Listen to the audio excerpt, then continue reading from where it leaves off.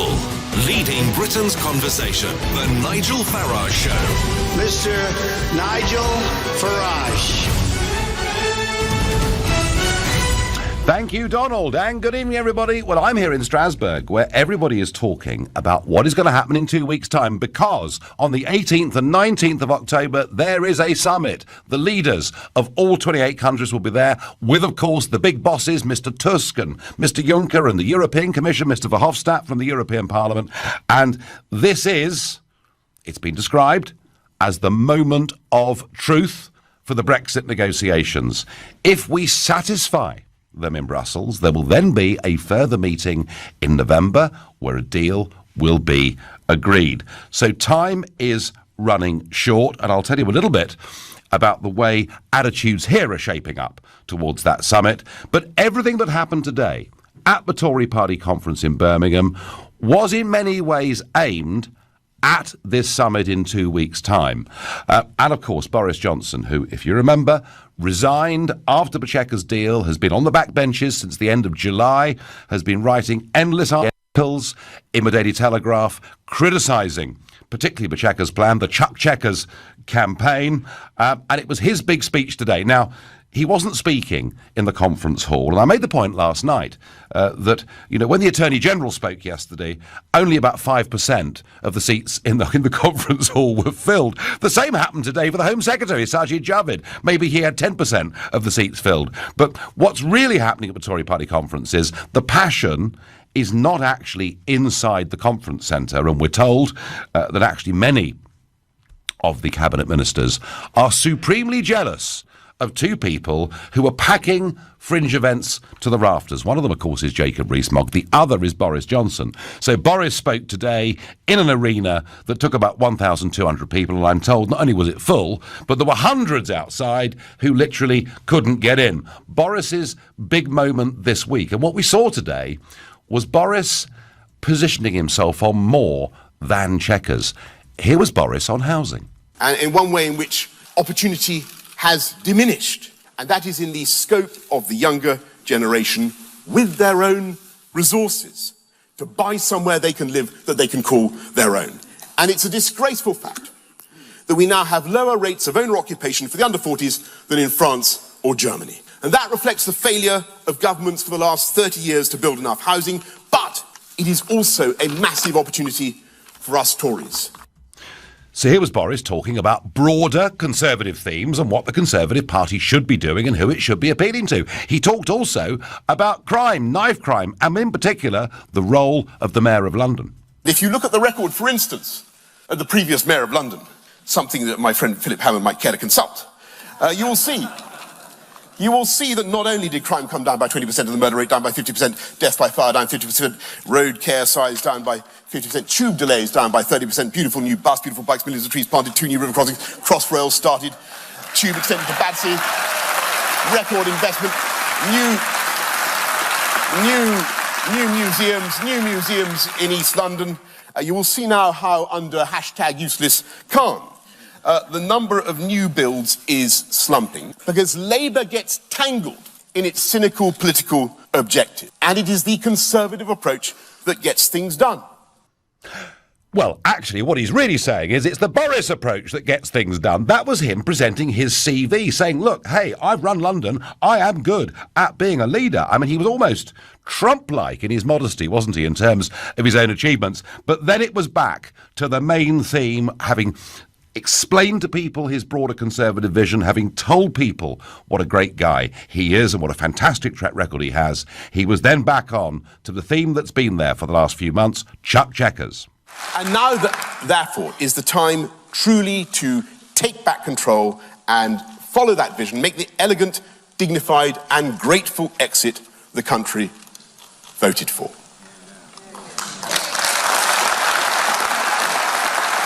This is the moment. This is the moment to do that. And there is time. This is the moment to chuck Chequers.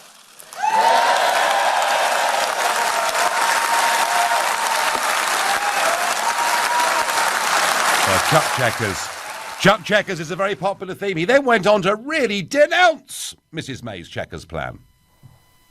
And what the Chequers proposals show is that the United Kingdom, for all its power and might and network of influences around the world, for all its venerable parliamentary history, was unable ultimately to take back control. Do not believe that we can somehow get it wrong now, bodge it now, and fix it later. Get out properly. That is a total fantasy. A total fantasy. So you've got Boris. He's explaining he's got a true vision for conservatism. He's explaining he's the right guy. He's saying we must chuck checkers. He's saying we must hold faith with the electorate. So tell me, is Boris Johnson fit to be our Prime Minister? I have to say, in terms of the content of what he said today, I, of course, agree with much of it. My worry with Boris, is his timing. Because are they really going to sack Theresa May now, go through a leadership election, right in the middle of the key Brexit negotiations? My worries about Johnson as leader are that he's indecisive. He doesn't time things properly. If he really wanted to be the Prime Minister, he should have gone for it in his resignation speech that, took place back in July. That's my feeling on it. Others will say maybe it's his ego. So tell me, is Boris fit to be PM? And I'm particularly appealing, if you were there today at the Tory party conference, please call me. If you're on your way home from work, please pull the car over, because a lot of you last night were ringing in from the car. We were getting mixed reception. Is he fit to be the next Tory leader? If you think, yep, Boris has what it takes, call 0345 6060 973. Maybe you think, actually, his ambition and ego outweigh his ability, in which case, please text to 84850. And were there parts of that speech today that perhaps didn't quite ring true to you? There certainly was one for me. If that's how you feel, please tweet using the hashtag Farage and LBC at LBC. And of course, Facebookers, you can watch us and comment there too. Let's get straight into it. Charlie in Maidenhead is a new caller to this show. Charlie, welcome. Hi, Nigel. Hi there. So, is he fit to be PM, Charlie? I don't think so. I used to think he might be. But looking, I've been looking around today, and I was looking particularly at his last run after David Cameron resigned. And I took the media opinion at the time that Gove appeared to be a bit of a backstabber, which I think is what a lot of people did. But when you actually read into it, Gove didn't back Boris because he was completely incompetent. And as you read more and more about Boris, you see that more and more people that have to work closely with him just think that he's a complete buffoon. And there's got to be something in that.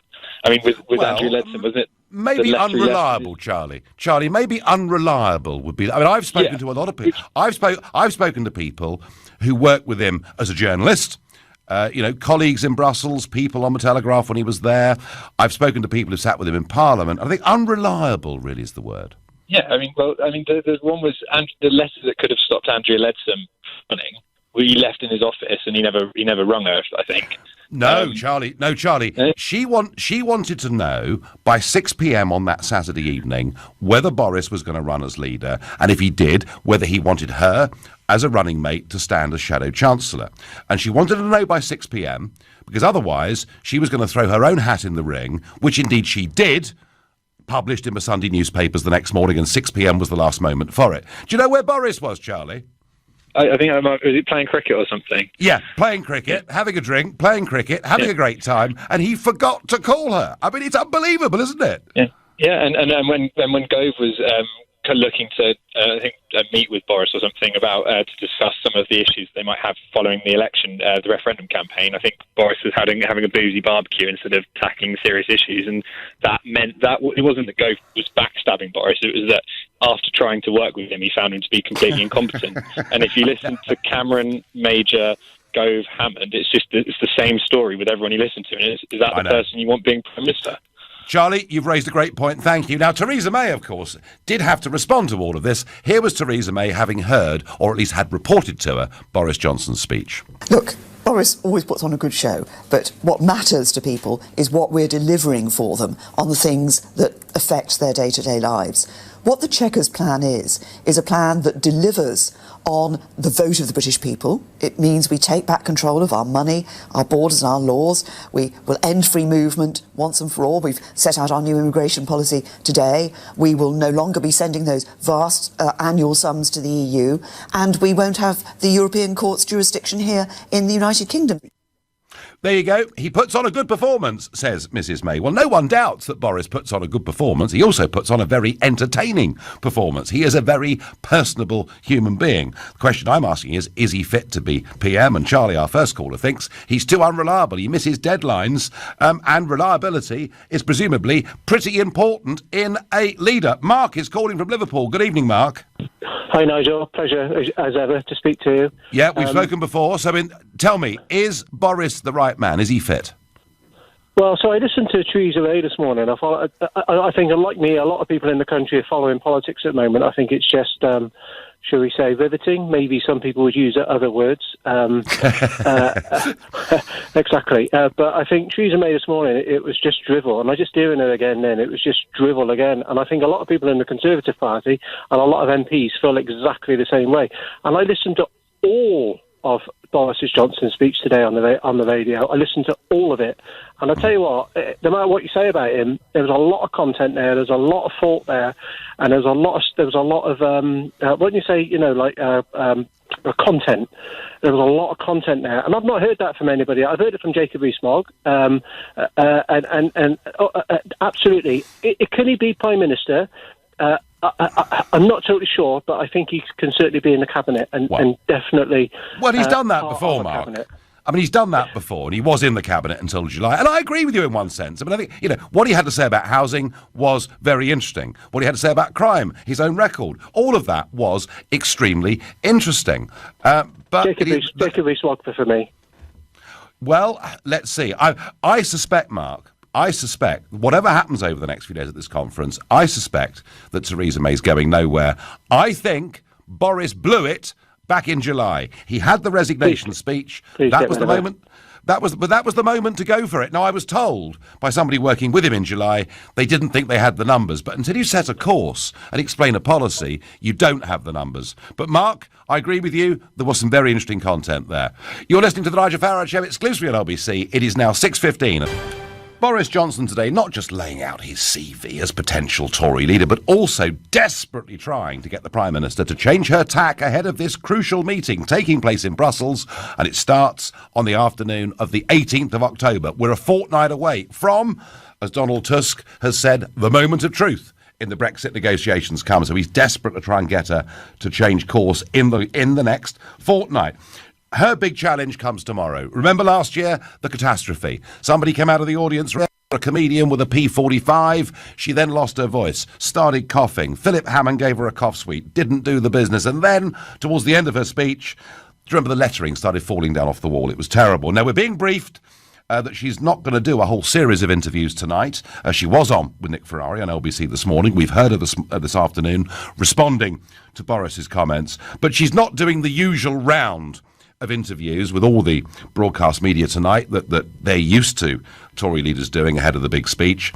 We were warned as early as Sunday she might have a heavy cold coming on. So it seems like they're beginning to get the defence in first. And she has got some real convincing to do. The first meeting that took place this week at the Tory conference was on Sunday morning. It was a meeting of the branches and the grassroots activists. And a very interesting report.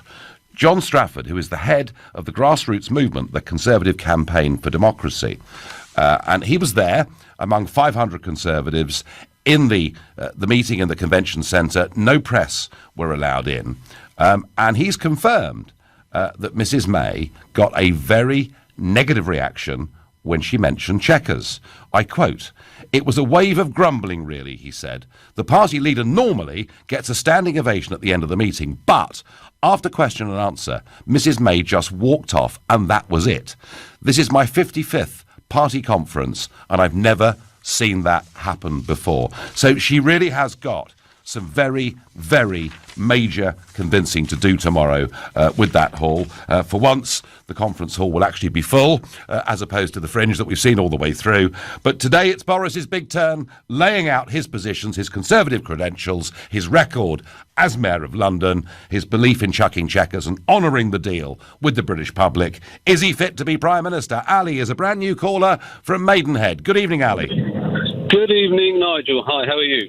I'm well, welcome. So is he fit to be PM, Ali? Well, let's look at a snapshot of his life then. Michael Howard sacked him for dishonesty. The Telegraph sacked him for dishonesty. He didn't stand up in front of the bulldozers when the expansion of Heathrow came along. He cowardly ran off to Afghanistan or wherever it was. And his wife and children who trusted him the most, he cheated upon them. Boris Johnson loves Boris Johnson. He doesn't give two hoots about this country or the good people of this country. And I tell you what comes to mind. What he said about old President Erdogan from Ankara is what comes to mind when I'm thinking of Boris Johnson today.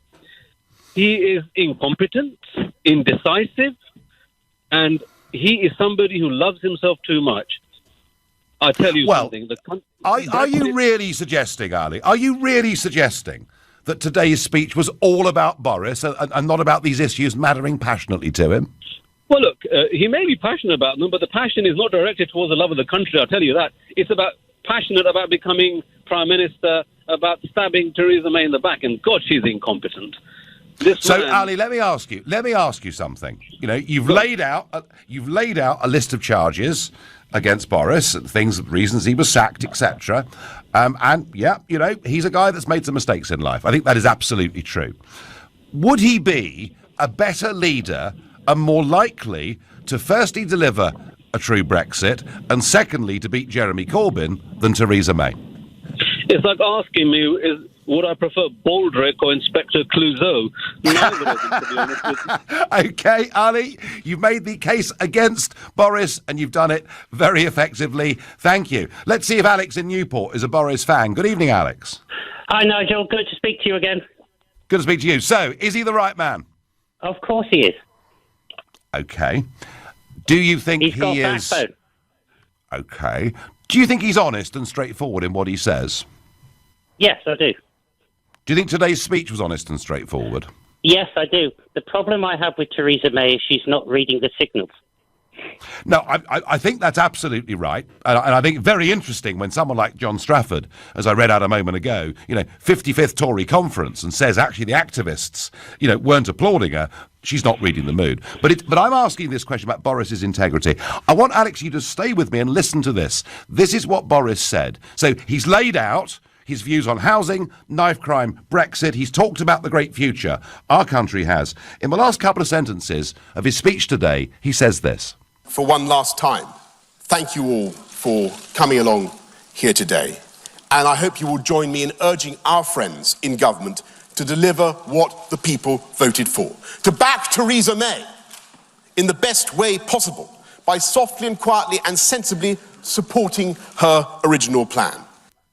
So I'm going to ask you, Alex, do you honestly think that giving the speech that he gave, finishing up saying back Theresa May, actually rang true? He's probably been asked not to rock the boat at the conference. But if the future of our country is at stake, as an independent nation, Brexit, the greatest democratic exercise of our time, wouldn't it have been more honest? Wouldn't it have been better just not even to mention Theresa May at the end of that speech? I think in the end, I think he's been asked not to rock the boat. So I think as far as that speech went, that's as far as I think he felt he could go. I mean, I watched the speech on Sky News earlier on, and I thought it was fantastic. Yeah. The thing that worries me about Theresa May, as I said before, is she's not reading the signals. Now, I get that. When I start hearing signals coming out of the European Parliament to say we will never undermine our principles to save the Tories, and Britain cannot be a global power without being in the EU, what they are actually saying is they don't want to let go of the grip. Now, as I said before, Theresa May is too frightened to leave the European Union. And to be totally honest, she's banging her head up against a brick wall. So we need to rock the boat, Alex. We need to rock the boat. Why did Boris not rock the boat? We need to sink the boat. So why was Boris Johnson, why did he say something at the end of his speech that he patently didn't believe? And I doubt anyone listening to this show right now believes Boris was sincere when he's saying back Theresa May. Of course, we all know in the end that Theresa May hasn't got the backbone. And I think Boris Johnson wants to take the job, but I think he's been told just to tone it down. Because Alex, I think the Conservative Party...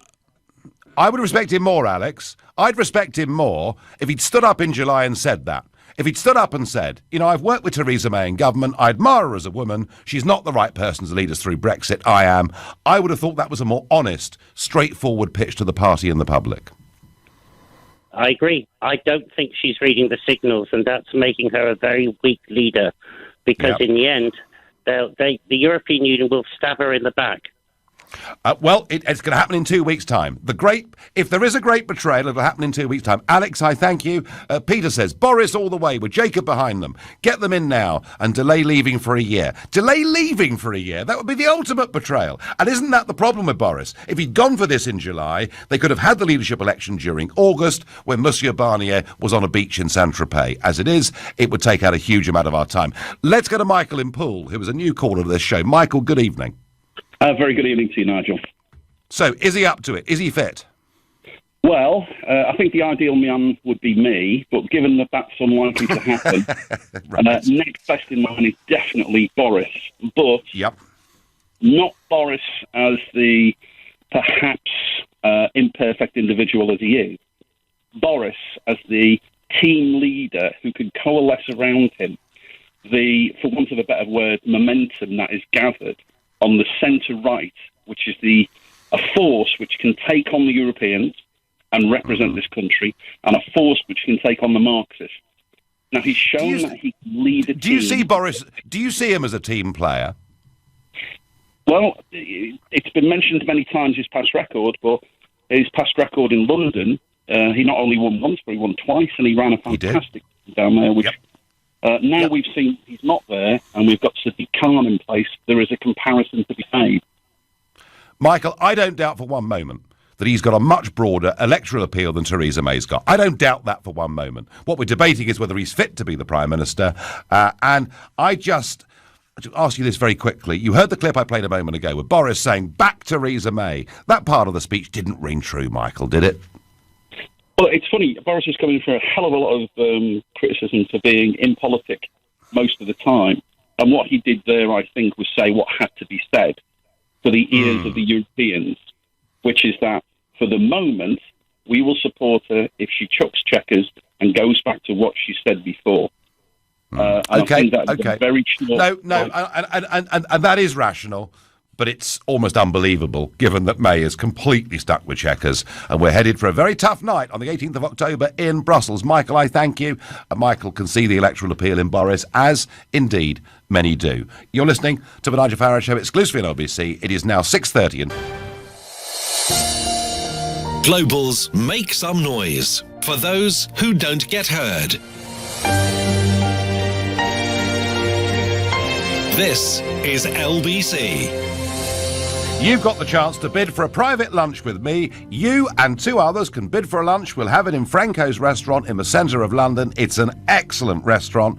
We'll do it on a Friday afternoon, so I'm not broadcasting in the evening. I'll tell you what Juncker's really like, what it's like to meet Mrs. Merkel.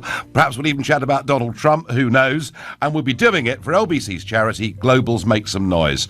It's a charity that helps small projects around the country, especially helping children and families coping with illness, disability, or a lack of opportunity. Last year, we made a lot of money for the charity doing this. The bidding is up to £7,600 already. Bidding closes at 6:45 this Thursday, the 4th of October. To get involved, go to lbc.co.uk. You've got to be 18, and all the terms and conditions are there. lbc.co.uk for Global's Make Some Noise charity. Global's Make Some Noise, for those who don't get heard, on LBC. Now, whilst the Tory party are furiously divided over Brexit and Boris makes his big pitch and we wait for Mrs May tomorrow, though we do expect her, I think, to stick to the Chequers plan, despite the fact she was pretty much cold-shouldered by her own grassroots activists on Sunday over this. Here, they've been getting ready and setting out the battle lines for the negotiations that will take place, the moment of truth, as Donald Tusk has called it. This morning, in the European Parliament, here was European Commission President Jean-Claude Juncker. These issues would include the reform of the Dublin system, the protection of the external borders, and I must say I was rather surprised by this, because a lot of those who were calling for better protection of the external borders seem to be rather hesitant in supporting the holistic solution that the Commission has put forward. Then on security union, there's a broad agreement among the member states around the proposals put forward by the Commission. I hope that by the end of the year we will get an agreement on the reform of the Dublin system. We cannot wait any longer for this reform. We are still awaiting the final contours of the protection of the external border. Well, borders, borders, borders. And he finished up by saying, we will back Ireland in the negotiations, meaning the Irish border is the issue. That's the issue they simply refuse to budge on. And that's where Theresa May has got a real problem. I think they've actually got a much deeper reason for using the Irish border. I said it this morning. The previously undiscussed issue of the Irish border, never a problem at any point during the referendum, has very effectively been weaponised by Barnier. But of course, this has got nothing to do with the Good Friday Agreement, nothing to do with the peace process whatsoever. No, Barnier is much cleverer than that. This is all to do with making sure that the United Kingdom stays with the European regulatory framework. The one thing Barnier has been scared of from the start is us leaving and us becoming competitive. Sadly, the British Prime Minister has fallen hook, line and sinker for this, and we find ourselves now going into this next summit in a very weak position. And that's what Chequers is all about. Chequers is all about accepting we can't satisfy them on the Irish border, therefore, basically, the entire United Kingdom has to stay within the European Union laws, regulations and rules. So it is a major, major problem, and that is why Boris and others say that Chequers is a cheat. I find it difficult to disagree with them. Chris says by text, Boris was great today, ticks all the right boxes, but doesn't mention immigration, refuses to identify the elephant in the room. Boris doesn't like talking about immigration. Boris, in fact, at times has supported a big amnesty in London for illegal immigrants. Pauline says, without Boris, Italy will be out before us. Megan says, rather Boris than what's in at the moment. Quite a few people saying that. Phil says, I was losing faith in Tory politics, but listening to Boris has reinvigorated my belief in the UK. Well, that was the uplifting bit that Boris did. Clearly, Phil, it worked for you. Elton is a brand new caller to this show and lives in Rochester. Good evening. Hello, Nigel. How are you doing? Hi, welcome. I'm well. So, did he look and sound like a Prime Minister to you? To be honest, he did present himself very well this afternoon. I did watch it on TV. I did listen on LBC. But all I can say is, I don't know whether you follow South African politics. There is a guy called Julius Malema. Yep. He will speak the truth. He will be very powerful. He will say what people want to say, but not the right candidate for leadership. Because you have to be a statesman to be a leader of a political party and to govern in a state. Boris Johnson, as much as I like his stance on issues, is very honest and blunt, like Trump, but not leadership material. Today he outlined all his points, which is not the first time he said it. Since July, he's been saying the same things over and over and over. Yes, I mean, you're right, actually. Yeah. I mean, these points, of course, he's written and spoken about regularly. That's true. Elton, what is the one thing that says to you he's not right as a statesman? The thing is, he does not respect other people's opinions. He does not play the team game. He's a quitter. He was a foreign secretary. He was in the same government. If he was serious about all this, he should have stepped aside, spoke to Mrs. May whilst he was in government, same with David Davis, and said, look, hang on, Theresa, this is how we should go. Not go outside. You throw in the towel and then start blipping from outside. Obviously, if you want to be a leader, support the lady whilst you're in government, and your points make known within your compatriots, people in the party. You don't have to come around and sound all this alarm to the whole world and it's meaningless because he's not a political party leader. Elton, I take your point. I think in the case of David Davis, he had no choice because his white paper was ignored in favour of one produced by a civil servant called Ollie Robbins. Elton, thank you. Elton thinks Boris is a quitter and has some good stuff to say, but he's not actually going to be there as leader. Alan says, and I was hoping somebody would say this, a good job as mayor, question mark, 40 million quid for a bridge that will never be built. Are you real? Alan, that point was in the back of my mind. He did waste a lot of money on that garden bridge. But hey, I wasn't saying he was right, but he was telling the world what a great mayor of London he was. Crime down, etc. Peter in Hazelmere is a new caller to this show. Peter, is he fit to be PM? Does he have those human qualities that we need right now? Yes, because he has some vision. Okay. Are you saying Theresa May doesn't have vision? Well, if she does, Nigel, can you explain it to me? Because I have no idea what her vision is. No, I'm a Conservative Party member and I've been a Conservative activist for 50-odd years. I have no idea what her vision is. Right. Have you, I mean, Peter, 50 years, there must have been times in the past when you felt disenchanted. Yes, when Margaret Thatcher was being stabbed in the back, definitely. Right. Because she was a great leader, but she lost a bit of direction, but I didn't like the way she went. Mm-hmm. And we haven't had anybody like her since. And how does this current crisis with May, how does it rate over previous crises, whether it's Major at Maastricht or Margaret going or Ted Heath and the 3-day week? How does it rate, in your view? Far more serious. Far more serious. You see, interesting, because I've been told, and I was up there on Sunday, speaking at a Leave Means Leave meeting, and I had a lot of phone calls the last 48 hours from people there saying that the atmosphere at some of the meetings that, particularly that Jacob's been speaking at, and he's spoken at lots and lots and lots, I'm told, Peter, the atmosphere is pretty mutinous up there. Well, for me, the leader of this country today, in the present circumstances, needs to have vision. She's not going to be right on every subject. But the one thing they do, if they're a leader with vision, is they appoint people who have better skills than them to run their departments. And they give them the chance to do it. Like David Davis should have been given the chance to do his job. Mrs. May has micromanaged everything since she became Prime Minister, and it's a disaster. Peter, I agree with those points 100%. I really do. Let me just ask you something. Let's just listen to Boris at the end of his speech when he says back Theresa May. For one last time, thank you all for coming along here today. And I hope you will join me in urging our friends in government to deliver what the people voted for. To back Theresa May in the best way possible by softly and quietly and sensibly supporting her original plan.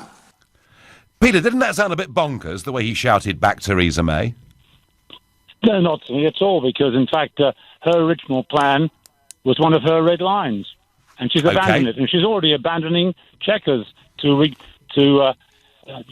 already talking about giving the EU more powers over us for the next 15 or 20 years in order to achieve a breakthrough. Yes, I thought we were waiting for them to come back to us.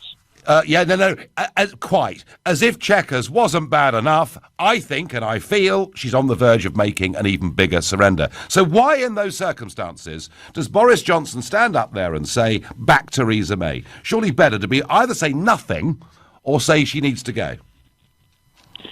Well, I guess there's a certain aspect of the gentleman about him, even though a lot of people may not think so. I just think at the end of the day, she should go. And Boris is the only person I can think of in the short term who will have the vision and the delegation power to get it right. But Peter, if he called for her to go in July, she'd be gone by now. What's wrong with him? Why is he so hesitant? I'm not so sure about that. Well, in terms of the numbers. All right, Peter in Hazelmere, thank you very much indeed for your call. 50 years. Peter's been a member of the Tory party. He thinks Boris is the right man because he's got vision. And I have to say, at least he does have some idea of where we need to go with Brexit. And he expresses some optimism. And goodness gracious me, doesn't the country need that? You're listening to the Nigel Farage Show here on LBC. It's now 6:45. Well, it's a funny old Tory conference because cabinet ministers get up to speak in the hall and there's almost no one there. And yet at fringe meetings that Jacob Rees-Mogg speaks at, they're fighting to get in. And when Boris speaks in a room that takes 1,200, there are hundreds outside that simply can't get in. What was interesting, though, who was sitting in the front row? So Duncan Smith sitting in the front row. Yes, Jacob Rees-Mogg sitting in the front row. Absolutely. David Davis sitting in the front row, and a whole host of other Tory MPs, Priti Patel, many, many others sitting in the front row. As one of the Sky News commentators, Beth Rigby, said, there were enough people on the front row to sink Chequers. So there is clearly some quite considerable personal support now coming for Boris within the party, because they actually think he's the only person at the moment that could beat Theresa May. Trouble is, folks, they've left it too late. And that's my problem with Boris as leader. I think he's just too indecisive. I think he's got some great qualities. He's got some huge human failings. But hey, let he who is without sin cast the first stone. But I do think indecision is why we're in a bit of this mess. That's my view. Susan is a brand new caller from Guildford. Welcome, Susan. Thank you very much, Nigel. So, is he the man for the job? Yes, he is. Absolutely, definitely. He may seem indecisive, but quite frankly, I think he'll be doing a lot better job than Theresa May is at the moment for Brexiteers. Before the referendum, and Boris over the years had been Eurosceptic one week and quite supportive the next week, and I'd never seen Boris particularly as a politician of conviction, more a politician with power of personality. But it took him a long time to make his mind up, Susan. The argument is he wrote 2 articles, one in favour of Remain, one in favour of Leave, and the one in favour of Leave got published. Do you believe, Susan, he is now committed, genuinely committed, to the Leave cause? Yes, I do. Absolutely, 100%. And I think possibly he didn't come out in July because he was hoping that Theresa May would change her mind. But quite frankly, I have to say, I don't know what kind of Prime Minister he would make. All I know is right now, he is what we need, because I think he is the only chance that the Tory party has of getting in again. Like your previous caller, I've been voting Tory for nearly 50 years.